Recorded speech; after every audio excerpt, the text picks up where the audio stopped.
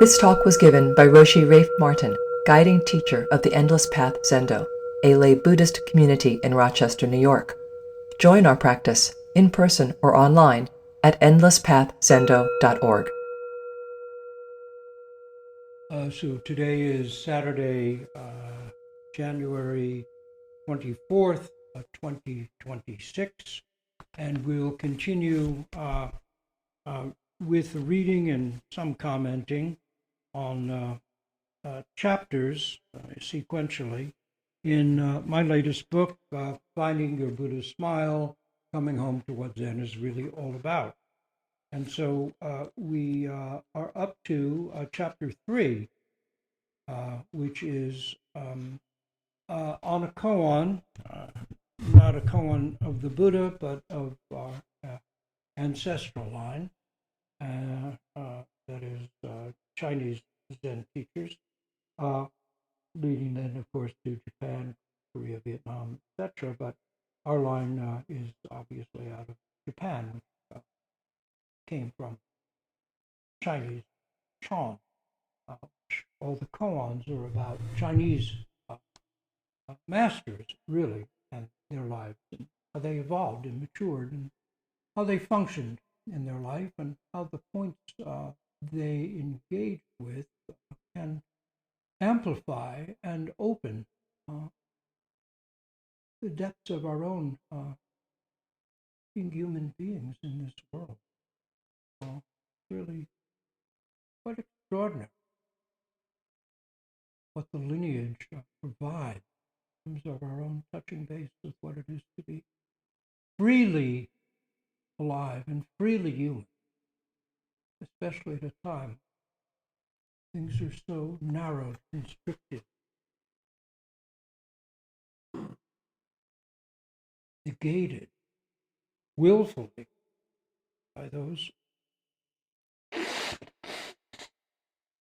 who are lost from the foundation of their automatically want to find power, some form of security.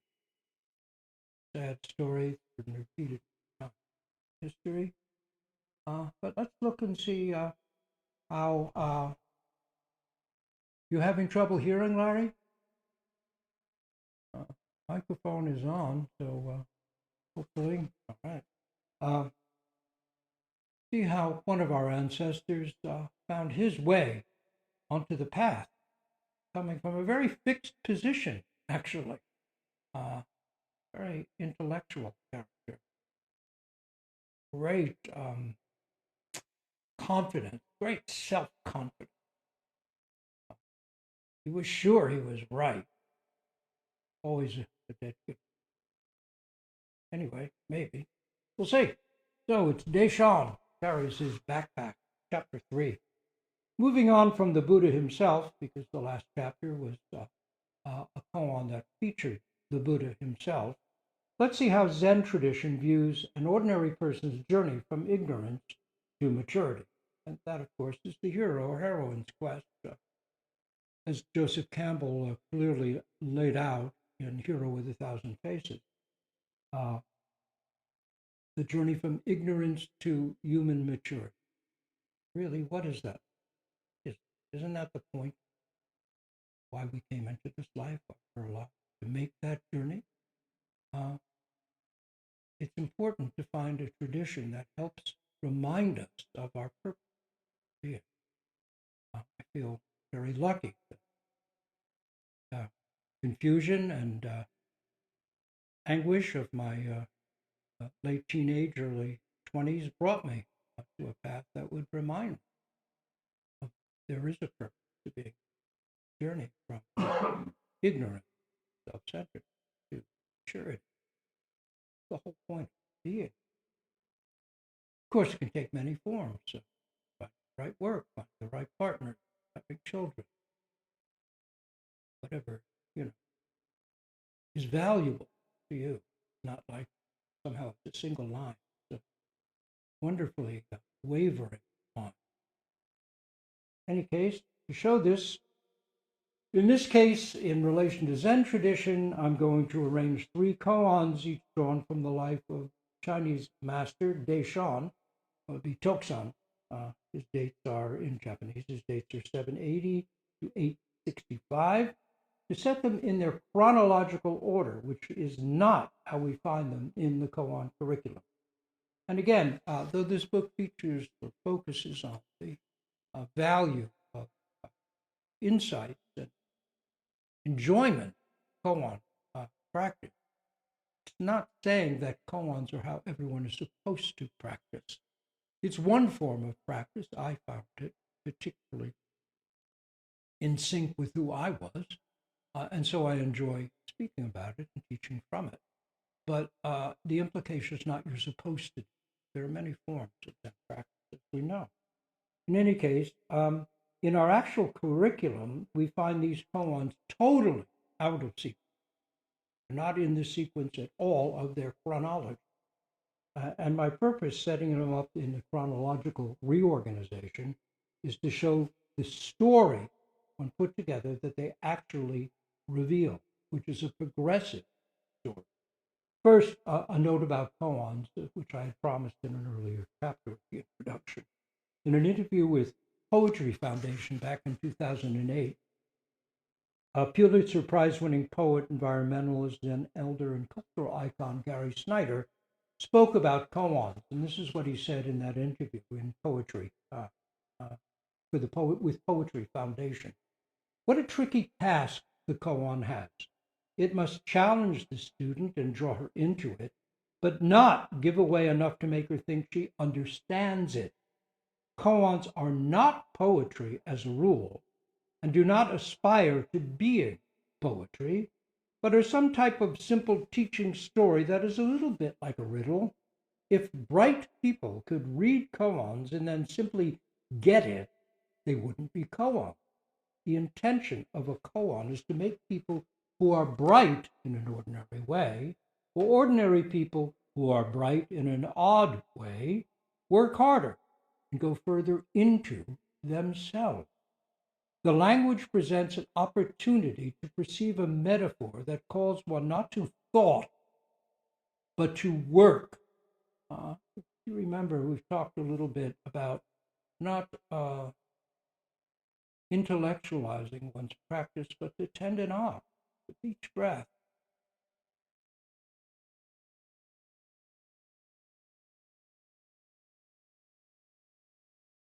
Move, or just experience the breath. You're tending an art. You're not trying to unlock some kind of mental puzzle. Of course, as you go about your day, then questions, if you're working on a koan about the koan, are certainly wonderful to engage with and important to engage with. But really, the practice is tending an art, very bodily. So, the language presents us with an opportunity to perceive a metaphor that calls one not to thought, but to work. Work is performance. Performance is embodiment and not subject to ordinary rational analysis. It must spring forth freely and spontaneously, as does life for most working people who are always dealing with the immediate. That's one kind of koan. So in a way, we're not talking about language, we're talking about the theater of life. For this to actually work, it needs the relation of student and mentor, in this case, a qualified Zen Roshi. Gary speaks of in the Rinzai tradition, but of course, Eiken Roshi, Kappa Roshi, Yamada Roshi, Yasutani Roshi, our line, which has become the most probably widespread koan lineage in the West, the Harada Yasutani koan lineage, is a combination. It's not straight Rinzai at all. In fact, it's actually traditionally Soto, with a founding teacher, Harada Roshi, a Soto priest, who then worked with a Rinzai master because he felt that Soto was making Kensho, touching base, seeing, grasping, glimpsing one's own nature, chimerical, something far off and idealistic rather than realizable right here, right now in this life. So he took up koan practice, and the line that we come through is a combination of Soto and Rinzai. I mention as another note on this that Yamada Roshi has said the most important aspect of this practice, in terms of making it real, is finding a teacher that you feel compatible with. Even it doesn't mean it's that person, he or she, is going to be the best teacher or the greatest teacher. It simply means the teacher who speaks your language, the person or teacher that you feel you can trust, who seems to get you and treats you in a way that you can basically trust what they're saying. And Yamada says that's really the most important thing for having a practice that works. If you're ready to work with a teacher, to find a teacher or be with a teacher that you feel connected with, you feel they get you, and you can work together honestly. So to go on with what Gary's saying, going into the teacher's room and trying out your view of the koan on him or her is the only way to move through it. In other words, sitting and pondering it or thinking about it and thinking, aha, isn't the same as putting yourself out there, stepping in front of the teacher in the room and being checked. And often this means being rejected, being wrung out, which is why it's challenging. Tokusan literally means going alone. We go alone to face ourselves, our understanding. The teacher, it's a challenging practice in certain ways, which is why trust is really important. Connection. Without the mentor, you only dig yourself deeper into the hole, or you make up your own answer, which is invariably wrong. This remarkable practice, developed and handed down for 1,000 years and more, is very refined and does not fit any exact paradigm of philosophy, rational analysis, or aesthetic strategy, yet it throws light on them all. I have no doubt that this is again Gary Snyder speaking, I have no doubt that the Buddhist teachings are grounded in the remarkable, almost unique, exquisitely relevant insights of Gautama Shakyamuni, who is so well named the Buddha, the realized one. The koans, also known as the kungan, public cases or teaching phrases of Chan Zen Buddhist practice, go back to his mind and his insight. So that's Gary Snyder, I think a really good fundamental take on koans and why we may choose to work with them. For me, it was kind of simple. One that was what Kapla Roshi's whole thing really was koan, but also I love stories. And guess what? Koans are a path of story. So naturally, I felt quite drawn to it. References to koan collections, and now we've left Gary behind, created in China roughly 1,000 years ago, as well as one created in Japan a bit later, appear throughout this book, Finding Your Buddha Smile, Coming Home to What Zen is Really About. These collections remain essential training texts for Zen koan students today. Teachers east and west who have themselves worked through these collections in individual face-to-face dokusan with koan-trained teachers use them to check, encourage, and mature students who've chosen koans as their own path of practice. Gateless Barrier, with its 48 cases plus commentaries and verses by 12th century Chinese Zen master Wu Men, Mumon in Japanese, is the first book of koans we work on after passing the first gate koans of Mu, The Sound of a Single Hand, and several follow-ups, followed by 50 to 100 very brief koans known as the miscellaneous, preliminary, or introductory koan. After Gateless Barrier comes Blue Cliff Record, followed by the Book of Serenity, Shoyoroku in Japanese, Transmission of the Lamp, which is Denkoroku, Tung-shan's 5 modes or rank, as well as the 16 Bodhisattva precepts, which at the end we take up as koan, not simply as vows. Now, again, koans are not a required form of practice. Typically, everyone starts with counting the breath from 1 to 10, and then, if they'd like to move on at some point, experience the breath. Some students continue with breath practice. Keep doing that. fine, solid practice. Some may take up just sitting, chikan tas, just sitting, thinking, no thinking, how Bill described it. Others take up an inquiry like who is hearing.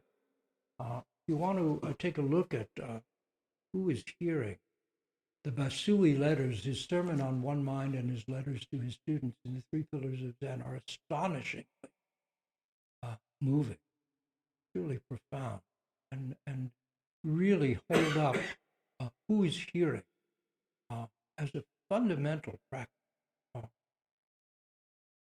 And so people can take up who is hearing after having worked on koans.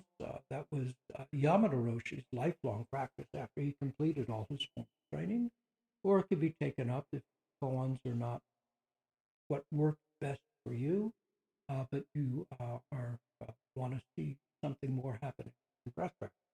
So, and then, or many choose koan practice, which at some point does include who is hearing as a check question. So, having begun my professional career training as a mythopoeic literary critic, that was the late 60s at the University of Toronto, where Pulitzer Prize, the world's leading mythopoeic literary critic, was just a wonderful teacher. So, and having gone on to be an author and storyteller, my interest has always been, as I've mentioned, in story, particularly in the kinds of stories that build or form the building blocks of the imagination. That is, traditional tales, myths, and legends. Roshi Philip Kapleau had a deep feeling for such narratives, which is something he and I spoke about quite often. And I very much appreciated Robert Aitken Roshi's take on the power of myth and dream, as well as on his saying that Jataka tales are the folk tales of Buddhism and koans the folk tales of Zen. Case 28 of Gateless Barrier is where we begin this journey into Te-shan chronology. Lungtan, Japanese name is Ryutan, blows out a candle, is its traditional title, but it could also be called Te-shan, carries his backpack. By doing that, we help establish it as the first in this chronological series. So it would go, Te-shan carries his backpack, Te-shan carries his bundle, chronologically, that's the second, and the last is Te-shan carries his bowl. So this first koan in the Te-shan series, Tokusan or Te-shan, very important feature. See, goes like this. Te-shan went to Lungtan and questioned him sincerely far into the night. It grew late, and Lungtan said, "You'd better retire." Te-shan made his bows and lifted the blind to withdraw, but was met by darkness. Turning back, he said, "It's dark outside." Lungtan lit a candle and handed it to him.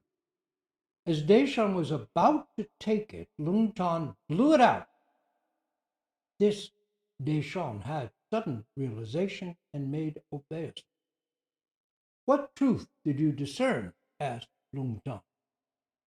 Te-shan replied, "From now on, I will not doubt the words of any of the great Zen masters in the world." The next day, Lungtan took the high seat before his assembly and declared, "Among you monks, there is a brave fellow whose fangs are like swords and whose mouth is like a bowl of blood. Strike him with a stick and he won't turn his head to look at you. One day he will climb the highest peak and establish his way there." Te-shan brought his notes and commentaries on the Diamond Sutra before the Dharma Hall and held up a torch, saying, "Even though one masters all the profound teaching, it is like placing a single hair in vast space. Even though you have learned all the secrets of the world, it is like throwing a drop of water into a deep ravine." And he burned up all his notes.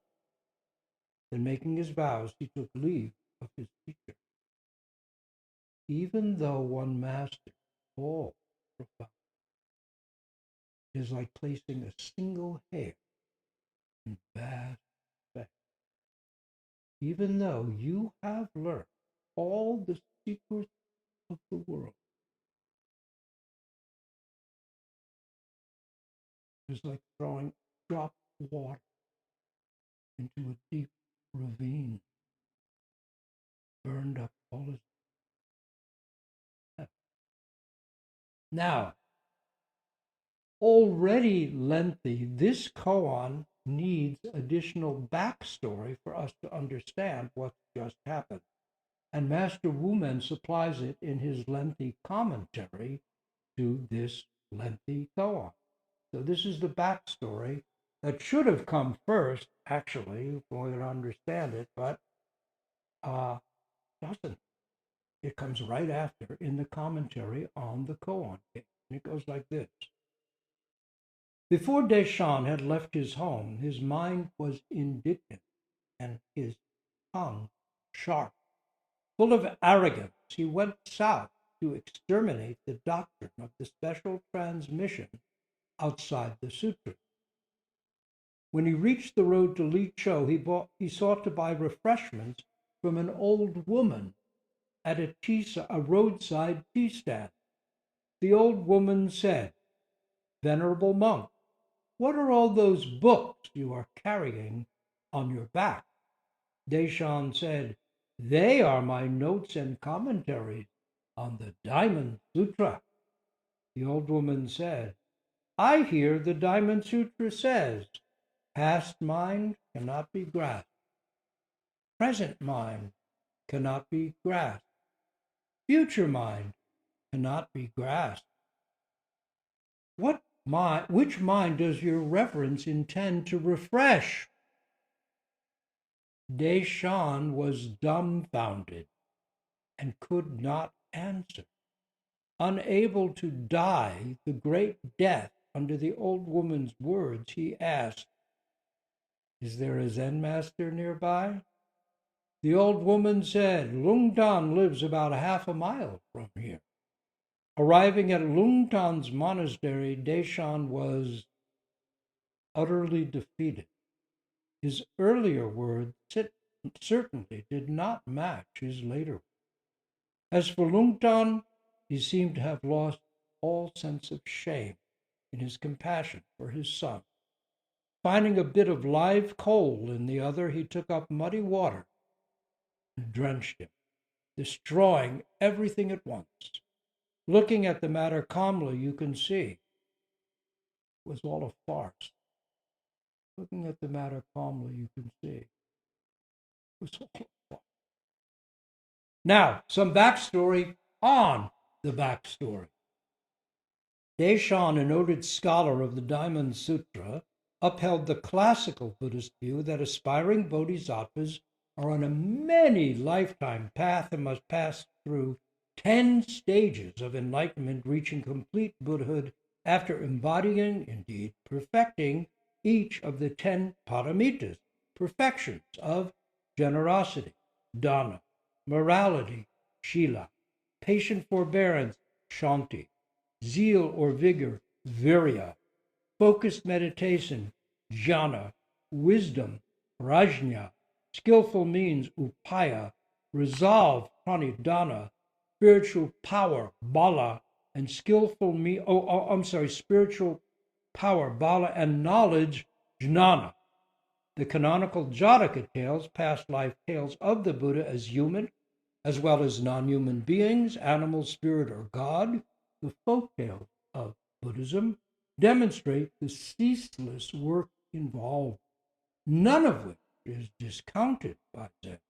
But Zen also holds that there is another way up, a way to awake to original Buddha mind right now, just as we each actually are.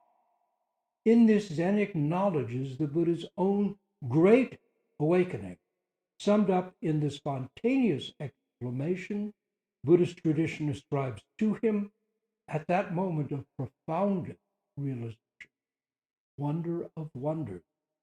All being are Buddhists, fully endowed with wisdom and virtue. Only a delusive habit of dualistic, self-centered thinking. Check your mind. Isn't that what's always there? Some thought that begins with I, me, you. Delusive, self-centered thinking prevents our identification, in other words, with that stream of thought that we've been conditioned to accept as who we are. Only that self-centered, unconscious habit of a certain kind of dualistic thinking prevents their realization. For Te-shan, or an ordained Buddhist monk and scholar of the Diamond Sutra, a man of deep learning and ferocious self-confidence, Zen's claim that anyone, even a supposed illiterate, as legend goes, like the sixth patriarch, could attain Buddhahood without textual study seems to have infuriated him. Those liars, those cheats, it had to be exposed, and he, Te-shan, was the man to do it. So, hitching a box of his own brilliant commentaries on the Diamond Sutra on his back, he marched off to give those lying Zen devils in the south of China what for. After probably weeks of walking, he neared his goal, coming to a roadside stand offering tea and tea cakes. Tea cakes were colloquially known as mind refreshers. He stopped, wiped his brow, and setting down his backpack, asked the old woman who ran the place for tea and mind refresher. The old woman, kind of Zen granny who in less patriarchal times might have been guiding students or running a monastery herself, looked at Te-shan and, sizing him up, asked what he was lugging around in that backpack of his. In here, my good woman, came his response, are my noted commentary on the Diamond Sutra. Ah, she said, as if awed. Please tell me, venerable sir, as I am an ignorant old woman, doesn't the Diamond Sutra say past mind cannot be grasped, present mind cannot be grasped, future mind cannot be grasped? If so, venerable sir, which mind will you refresh? If you can say, I'll give you mind refreshers for free. But if you can't, you'll get nothing. Diamond Zhou, Chou, this was Te-shan's nickname, noting his love of the Diamond Sutra. It was like Diamond Joe, Diamond Charlie. I mean, he was so identified personally with the Diamond Sutra. He stood there, slack-jawed, unable to answer, pierced through by this old woman. He'd come to the end of all his knowledge. That heavy backpack filled with learned commentaries and brilliant notes was useless.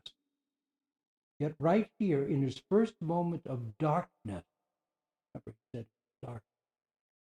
his character is, he does not strike out, get huffy, put on airs, or make excuses. He does not fall back on some version of, you're just an old woman, what the hell do you know? Bested, he rises like a hungry fish to the bait this old Zen granny has skillfully lowered before his blood bowl of a mouth, and humbly asks, is there a Zen master nearby? Keep going, she says, half a mile down the road. You'll arrive at Dragon Pond Monastery. The abbot's name, Ryutan in Japanese, means dragon pond. Then the great scholar Diamond Zhou, stripped of his bright and shining certainty, hefted his back up on his back, trudged down the road, and fell into Dragon Pond to drown. Only it's not so simple.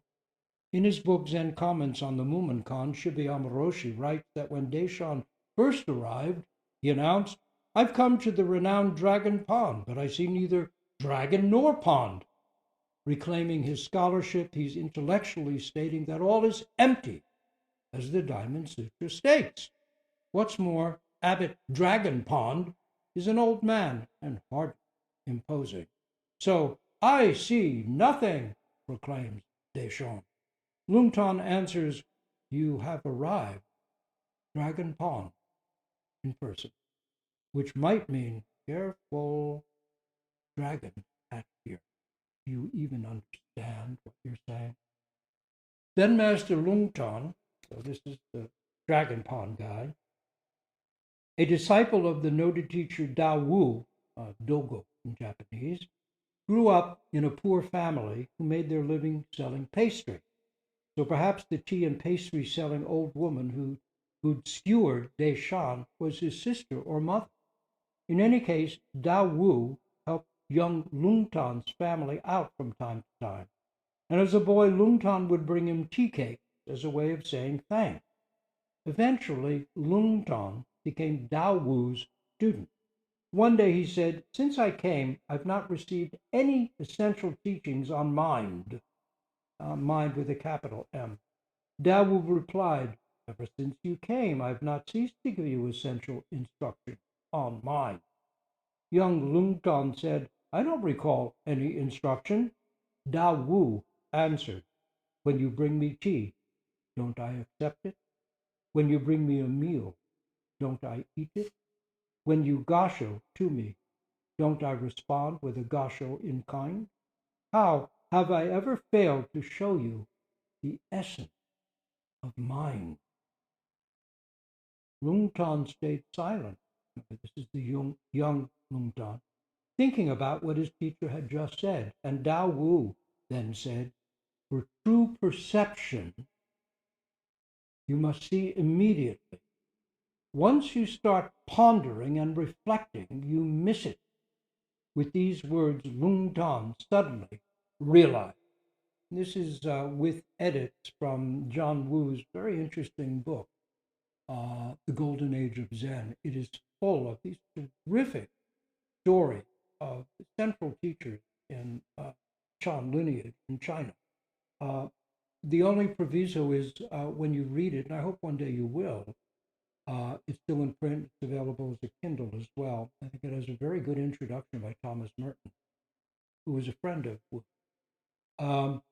Wu's insights into the koans or encounter dialogues that he presents in the book, I would take them with a grain of salt. They're interesting, they're fun, but it's the stories that he relates that are really terrific. And anyway, after this initial face-off with the abbot Lungtan, Te-shan's frontline defenses seem to have come down, and the two end up talking far into the night. Gradually, Te-shan's certainties, fixed belief, practiced arguments, stunning refutations, all fade, leaving him in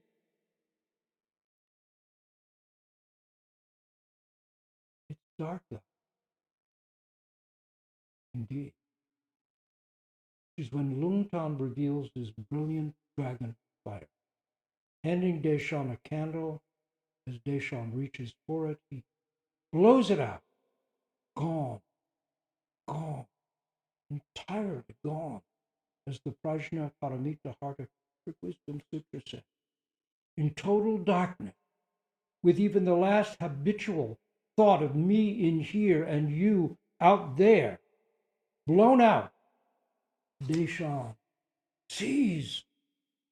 Nirvana literally means blown out, like a candle in the wind. All self-centeredness, all greed, anger, and ignorance have been extinguished.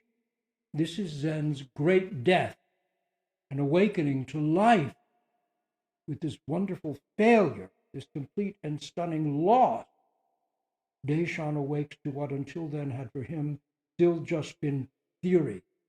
It is a conversion to what until that moment he'd fervently disbelieved. With it, he moves from classical Buddhism's belief in Buddha to personal experience of Buddha. He's not Shakyamuni, he's Te-shan. Lungtan had been prophetic. Te-shan has arrived at Dragon Pond, indeed. Notably, Lungtan teaches, which is a rather pale word for what transpires, teaches Te-shan without reliance on words or letters. The very thing this noted scholar monk had said, had believed, had deemed impossible.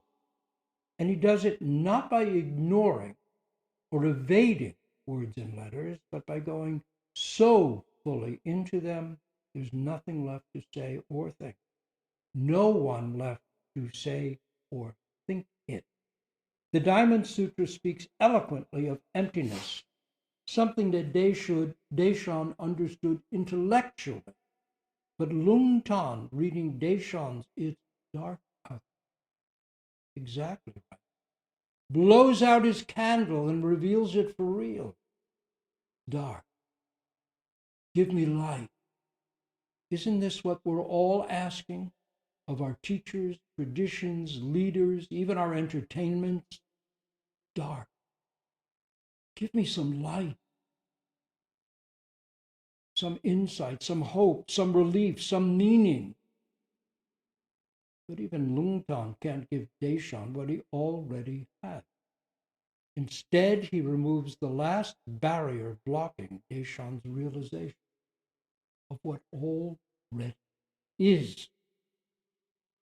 The sort of Manjushri Bodhisattva of wisdom is two-edged.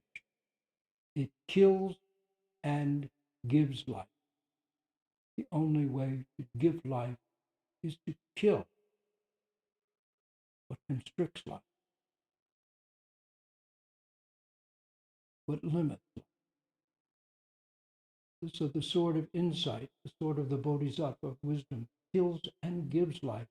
It's the same blow, it's the same sword.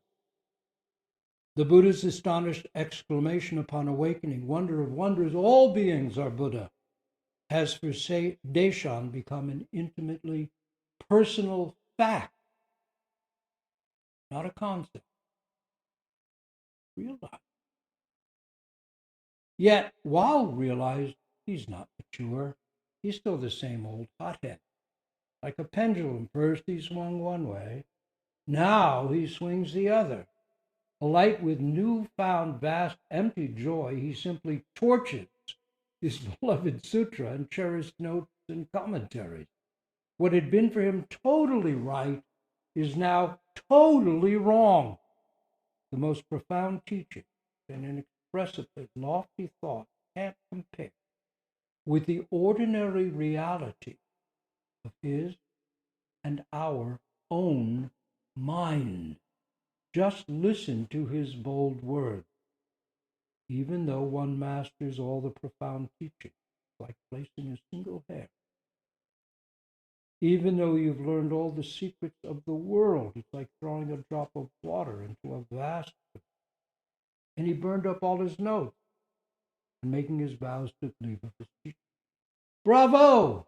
And yet, Lungtan sees him clearly. Among you monks, there is a brave fellow whose fangs are like swords and whose mouth is like a bowl of blood. Strike him with a stick and he won't turn his head to look at you. One day he will climb the highest peak and establish his way there. One day. You see the point? Maturing still lies ahead. Nonetheless, here is the joy and freedom that Zen offers. Not just to learn about Buddhism and study texts, but to our own degree and ability to realize the way and come home. To realize, not just to believe in or have faith in the Buddha's words of profound astonishment, wonder of wonders, all beings are Buddha, to realize that to our own degree, no matter how slight, is to take a giant leap. But to where? To where? Why burn sutras and commentaries? Reading and study are important. Would Te-shan have arrived at his deep realization without all those previous years of study? Roshi Kapleau liked to repeat the Zen saying, the ancient teachings illumine the mind, and the mind illumines the ancient teachings. The ancient teachings illumine the mind, and the mind illumines the ancient teaching. It's quite mutual. Even so rigorous and demanding a teacher as the Japanese Zen master Hakuin, his dates are 1686 to 1769, insisted that reading and study were crucial, perhaps even more so after awakening than before. Yet Te-shan, floored by his profound experience, destroys sutra commentaries. It's a beautiful, reckless moment revealing the depths of his realization, his integrity and commitment, as well as his ferocious character, all in one. And yet, he's also being called to task. Still drunk, only now on a better vintage wine, he again seems to think that he, as usual, has all the answers. What's missing? Missing. In working on this koan with a teacher, we actualize to our own degree the essential. Realize the mind, Te-shan, and Lungtan too, and entering the ancient dragon pond, we arrive, dropping the heavy pack that we too have been lugging around for who knows how long. It is a beginning, maturing as the koan clarifies, continues on. Many koans lie ahead to refine and deepen an initial glimpse. One day, Te-shan, perhaps chagrined to recall his earlier impetuousness, may start rewriting all the notes he'd so precipitously burned. Now that he himself is teaching, they're going to come in handy, after all. Working on koans is one of the ways Zen tradition offers to help us burn up our pointless, useless knowledge, which is to quote Bob Dylan, Tombstone Blues. That pack of stuff we've been lugging around that cuts us off from intimacy with sun, moon, stars, rain, wind, snow, children, spouses, partners. But let's be clear. There's nothing wrong with knowledge. Jnana Paramita, the 10th and final perfection, is the perfection of knowledge, a necessary completion in which wisdom is fully integrated into one's life. Jnana is the Sanskrit term for this perfection of knowledge. In Pali, the 10th paramita is presented as upekkha, or equanimity, but the meaning of the two is essential to Zen. Zen is not anti-knowledge. The masters of old, men and women both, were learned, but learning and knowledge without insight just was not enough for them. Awareness of that lack motivated them to finally, truly know, to personally know for themselves, not just read about it or think. Just when our burden seems heavier, Zen can help us step into the darkness and, as a final gift, blow out our candle. Woman concludes with a verse couched in a metaphor of physiognomy. Seeing the face is better than hearing the name. Hearing the name is better than seeing the face. He saved his nose, but alas, he lost his eye. Seeing the face better than hearing. Hearing the name is better than seeing. He saved his nose, but alas, he lost his eye. What is seeing? And why is it better than hearing the name? Then again, why is hearing the name better than seeing the face? How can that be? Aren't they mutually exclusive?